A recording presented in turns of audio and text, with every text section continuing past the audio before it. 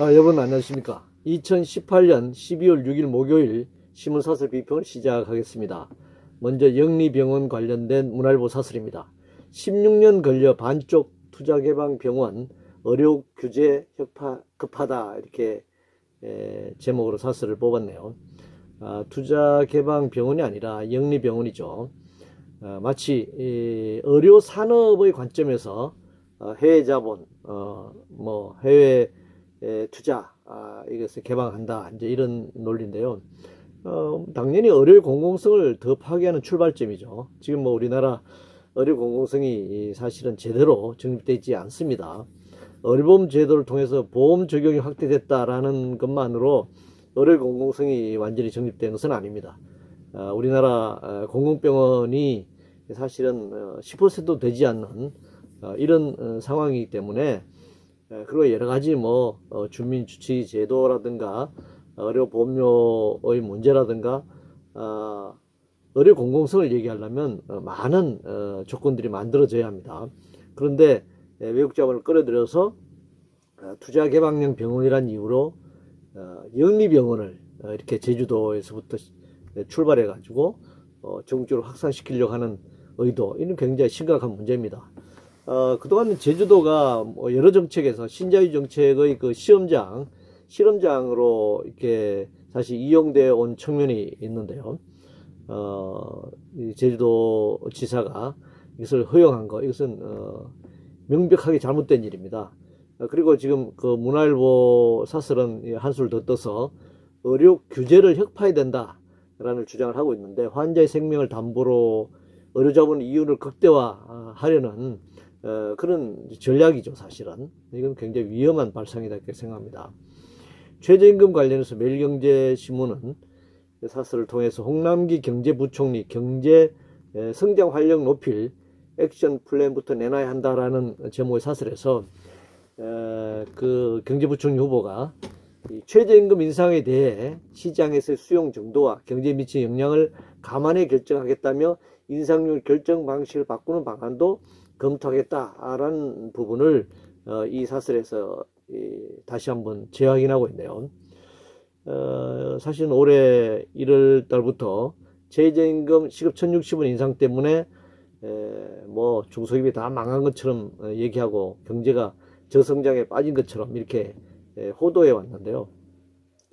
이 최저임금 시급 1,060원 인상 때문에 경제성장이 하락했다, 이건 말이 안 되는 거죠. 한 600만 그 최저임금 시급 대상 최저임금 대상자들이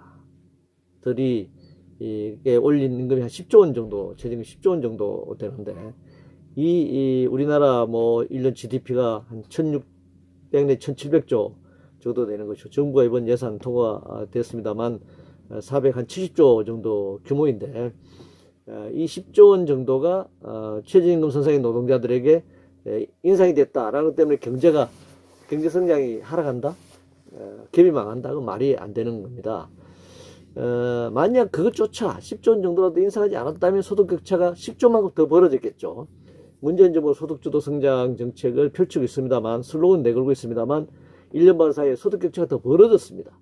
근데 만약에 최저임금 1,060원 인상하지 않았으면 지금 벌어진 것보다 10조 원이 더 격차가 더 벌어졌겠죠. 가진 자들에게 더 10조 원이 더 분배가 됐을 테니까요. 그래서 최저임금 때문에 성장률을 운운하고 얘기하는 것은 논리적으로나 현실적으로 객관적으로 전혀 근거 없는 주장이다, 그렇게 생각합니다. 만약에 최저임금이 그래도 저소득층에 있는 사람들이 10조 원 정도라도 올랐기 때문에 골목 상권을 그래도 어느 정도 유지하는 데 기여하지 않았나, 그런 최저임금 선상에 있는 알바 노동을 하거나 최저임금 선상에 있는 노동자들이 그렇게 받는 그 돈으로 무슨 강남에 아파트를 사겠습니까? 아니면 백화점에 가서 수십 수백만 원짜리 고급 상품을 사겠습니까? 다 골목의 시장에서 서민들의 그 소비로 되고, 그 자체가 그나마 이 침체하고 있는 내수 시장에 조그만한 그 도움이라도 되지 않았나, 그렇게 생각을 하는 것입니다. 그래서 침체된 내수시장을 회복시키려면 저소득층의 소득을 정대시켜야 하는 거고, 저임금 노동자들의 생명줄인 최저임금을 인상해야 한다.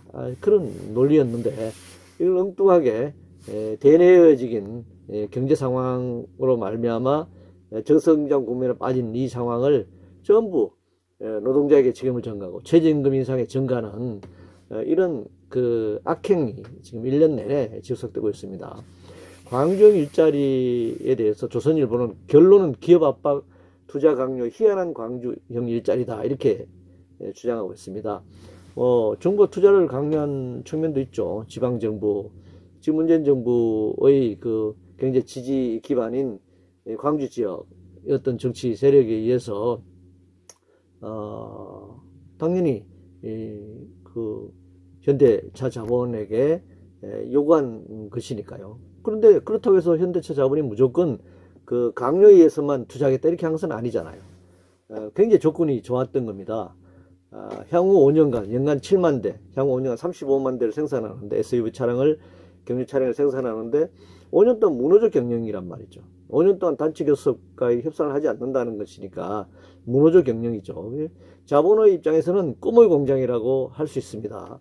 그리고 반값 임금으로 이것을 경영할 수 있게 하는 거니까. 그리고 본래는 대공장 같은 경우는 이제 상당 부분의 그 복지 문제를 사내복지로 정부가 복지 정책이 취약하니까 우리가 대기업 대공장에 다닌다고 하는 것은 회사에서의 그런 복지 혜택도 굉장히 다른 중소기업에 비해서 높은 수준이 있기 때문에 그래서 대기업 대공장을 취직하려고 하는 거잖아요.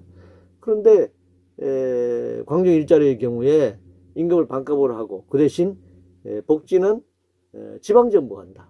이렇게 하면 그 공장에 취직하지 않는 광주 지역의 일반 서민들, 중소기업에 다니는 사람들은 복지 혜택을 못 받는 것이잖아요. 이게 복지는 보편적 복지인 것인데 차등 이제 복지 혜택을 주어지는 것도 문제입니다. 우리 사회가. 그래서 이런 내용으로 이 현대차 자본 입장에 봤을 때는 뭐 정책 강요의 측면도 있지만 저희들 이윤을 극대화하는 데서 또 좋은 조건이 부여된 것이잖아요. 그런데 이게 희한한 광주형 일자리라고 얘기하고 있는데 노동상권도 부정하고 동일노동 차별임금을 정당화하는 정권과 자본의 불법적인 야비인 겁니다. 이것은 정말 희한한 일자리죠.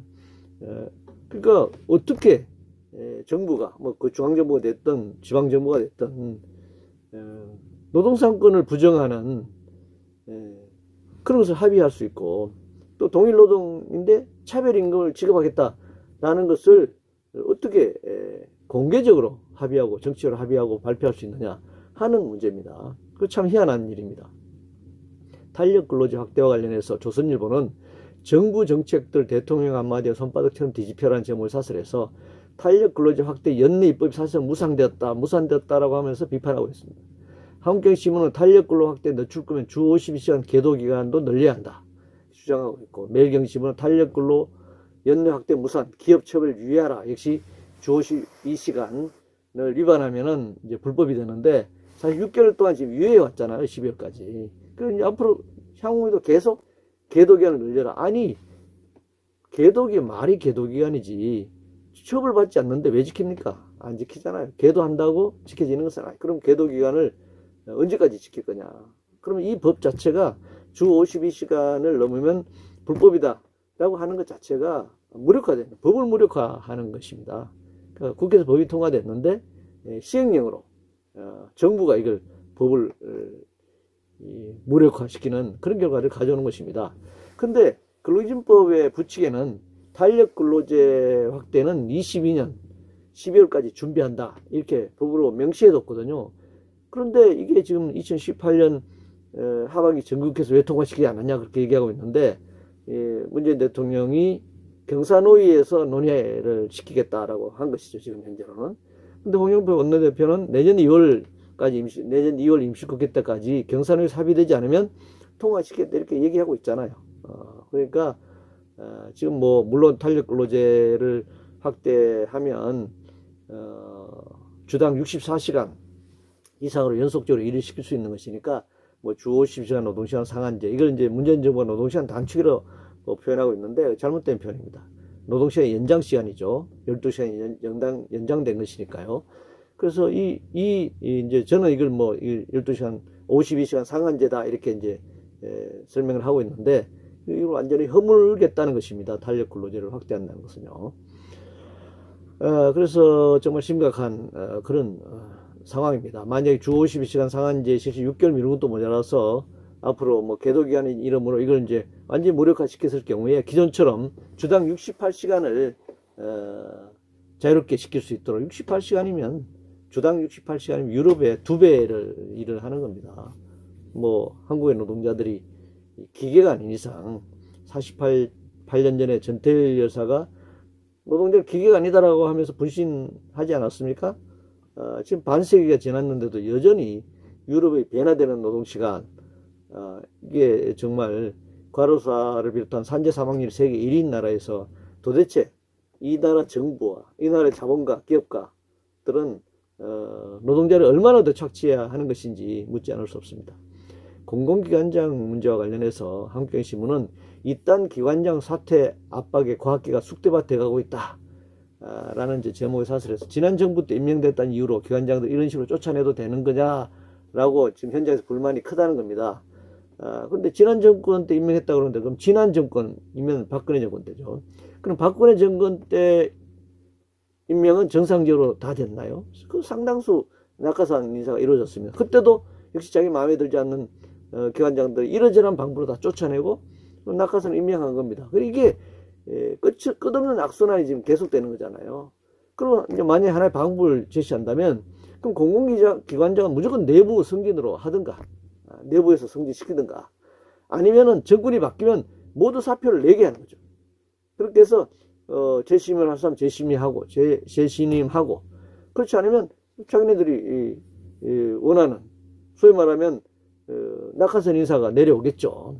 물론 그 기준도 거의 전혀 문외한이 돼서는 안 되는 것이고 거기 그 공공기관에 합당한 뭐 경력과 경험을 가지고 있는 거기에 합당한 그런 인사가 뭐 임명돼야 된다고 하는 것입니다.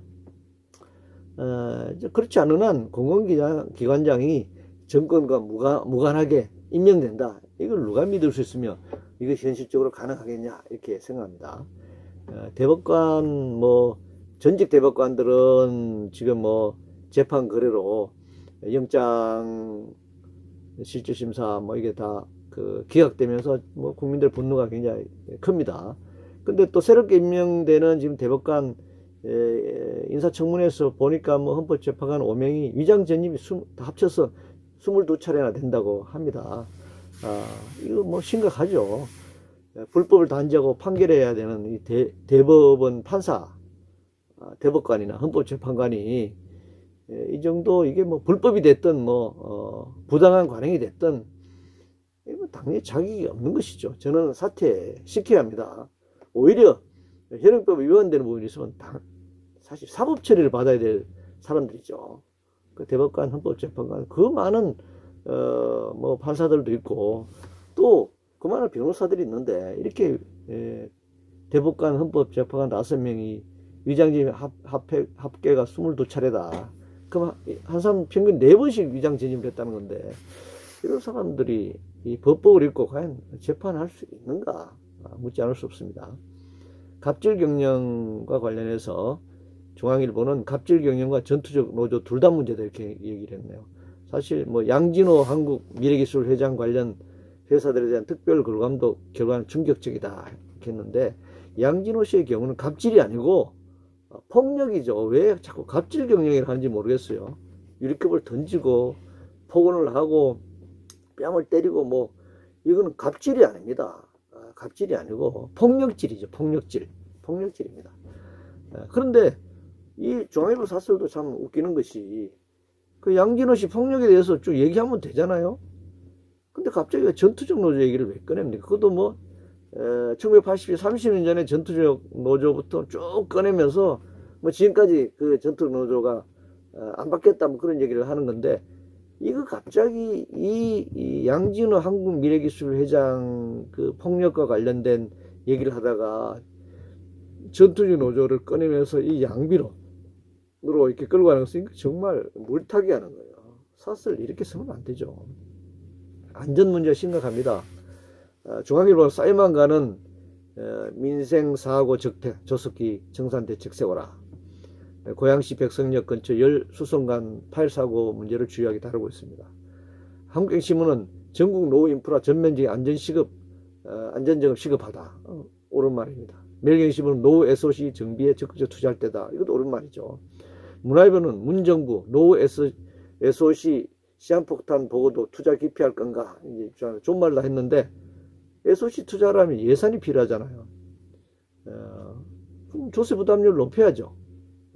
부자들 정세해야죠.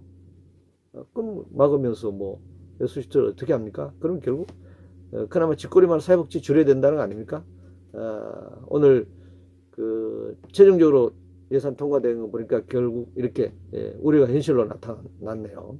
정부가 제출한 복지 예산을 줄이고 SOC 투자 1조 2천억을 늘렸는데 지금 뭐 1조 2천억 SOC 투자 늘려가지고 이 전국 곳곳에서 벌어지는 이 안전의 문제, 이거 사실 해소하기 정말 어렵습니다. 그리고 한편으로 사회적 자본을 안전대책에 우선 배분하는 그런 정책을 피해야 합니다.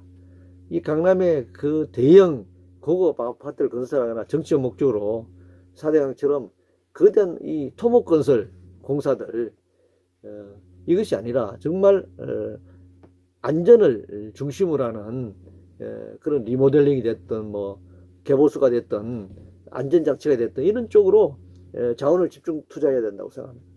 유성기업 폭력 사건 문제가 지금 계속 보도돼 사설로 계속 나오고 있습니다. 문화일보는 노조 처벌 의사 밝히기도 생명 지키기도 두려운 세상이다. 유성기업 폭력을 당한 김모 상무의 이제 진술서에 나온 얘기를 이제 그대로 사설 제목을 옮겼는데요. 뭐 그것이 우발적인 폭력이라 노조가 우발적인 폭력에 사과했습니다만 폭력은 잘못이죠. 그러나 결과적 폭력만 가지고 유성기업 노조 전체를 매도해서는 안 된다고 생각합니다. 아마 뭐 정부가 나서서 이 조사하고 장관도 다 얘기했으니까 뭐 폭력 당사자에게 당연히 처벌이 가해지겠죠. 그러나 유성기업의 경우에 지난 8년 동안 노동자를 무참히 짓밟고 스스로 노동자를 목숨까지 끊게 만든 이 유성기업에서 벌어졌던 정권과 자본의 조직적인 구조적 폭력, 이번 기회에 함께 조사해야 한다고 생각합니다. 이번 유성기업 노무 담당인 것 같은데요. 김모 상무의 폭력은 뭐 정말 지난 뭐 일주일 이상 대대적으로 보도되었습니다. 그럼 지난 8년 동안 유성기업 노동자들의 그거 정말 머리가 함몰 깨지고 얼굴이 함몰되고 하는 피를 흘리고 쓰러지고 했던 그런 목숨까지 잃어야 했던 그런 처절한 상황들 다 이번 기회에 같이 조사해서 유성기업에서 다시는 그런 폭력적인 상황이 벌어지지 않도록 하는 것이 옳다 이렇게 생각합니다. 노동자들 조합원들이 당했던 폭력을 다 눈 감고 외면하고 이번 기회에 이런 어떤 우발적 폭력을 이렇게 계속적으로 확대 재생산해 나가는 것은 유성기업 노사 문제를 해결하는 데 도움이 안 된다 이렇게 생각합니다. 청와대 기강 문제와 관련해서 중앙일보는 특감반 비위 진상을 알아야 책임을 가릴 것 아닌가라는 제목의 사설에서 감찰 사안 언급 회피 속 눈덩이처럼 커져만 가는 의혹, 국민이 옳게 평가하려면 청와대 직접 조사 나서야 한다 이렇게 주장하고 있고, 동아일보는 공직기강 확립 강조한 문 대통령 조국 책임부터 물어야 영이 설 것이다 이렇게 얘기하고 있습니다. 청와대가 자체 조사를 통해서 소상히 밝혀야 한다고 생각합니다. 만약에 불법 여지가 있는 부분에 대해서는 검찰에 당연히 수사를 의뢰해야죠. 그러고 나서 그 결과에 따라 문재인 대통령이 책임을 물어야 한다고 생각합니다. 한반도 비핵화 관련해서 동아일보는 김정은 답방 보채다 비핵화 길 잃어서는 안 된다 라고 지금 주장하고 있는데, 이게 뭐 답방을 보채는 문제가 아니라 문재인 대통령 평양 방문에 대해 올해 안에 답방하겠다 약속했으면 그 약속을 지키는 문제죠. 그래서 저는 북한의 김정은 국무위원장도 이것저것 정치적 고려를 하면서 뭐 올해 답방할 거냐 말 거냐 이렇게 될 것이 아니라 빨리, 이게 올해 안에 얼마 남지 않았습니다. 아마 언론 보도를 보면 답방할 것처럼 여러 가지 그 기사가 많이 나오고 있는데, 이게 정상적 국가의 그 정상 외교가 내려올 거 오늘까지도 모르는 그런 식으로 해서는 안 되잖아요. 지금 뭐 한 달도 남지 않았는데 정상 외교란 말이죠. 그러니까 미리 한 달 전이 됐든 뭐 보름 뭐 두 달 전이 됐든 공지돼야 되는 것이죠. 그렇게 해서 서로 준비하고 거기에 대해서 뭐 국내에서 갑론을박도 벌어질 수 있는 것이지만 좀 예상돼야 된다, 그렇게 생각합니다. 이게 뭐 전쟁을 몰래 전쟁하는 것도 아니고 국가 정상이 정상회담을 하고 하는 날짜가 이렇게 설왕설래에 대해서야 되겠습니까? 약속을 지키면 된다, 그렇게 생각을 하고요. 이것을 뭐 한반도 비핵화하고 전부 연결시켜가지고 뭐 답방이 되느냐 마느냐 뭐 오는 것이 옳으냐 그러냐 이렇게 해서는 안 된다고 생각합니다. 왜냐하면 한반도 비핵화가 남북 정상이 지금 합의해서 해결될 문제가 아니잖아요. 그러니까 남북의 교류 차원에서 남북 교류를 정상화하는 측면에서 남북 정상회담을 바라봐야 하고, 또 평양 그 문재인 전 대통령의 평양 방문에 대한 답방으로 김정은 국무위원장이 서울을 남한을 답방하면 된다, 그렇게 생각합니다. 좀 그렇게 건조하게 좀 판단할 수 없는가, 그렇게 생각합니다. 안보 문제 관련해서 동아일보는 군사보호구역 대거 해제, 안보 능력 훼손 최소해야 한다라고 이제 주장하고 있는데요. 뭐 남북 군사 합의에 따른 조치도 해야 할 것이 있을 거고, 또 평화 시기에 안보에 대한 개념도 새롭게 정립할 필요가 있다.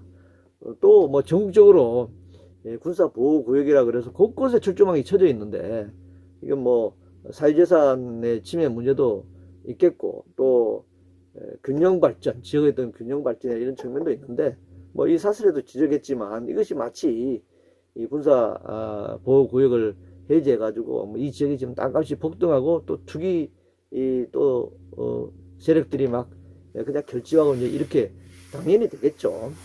지금 뭐 아파트 투기, 부동산 아파트 투기에 대한 어떤 제약 이런 것이 일부 가해지면서 또 이 돈들이 뭐 수백조 원의 돈들이 또 이쪽으로 이제 움직일 것이라고 생각하는데, 정말 토지 공개념을, 그래서 부동산을 비롯한 토지 공개념 제도를 빨리 확립해야 된다고 생각합니다.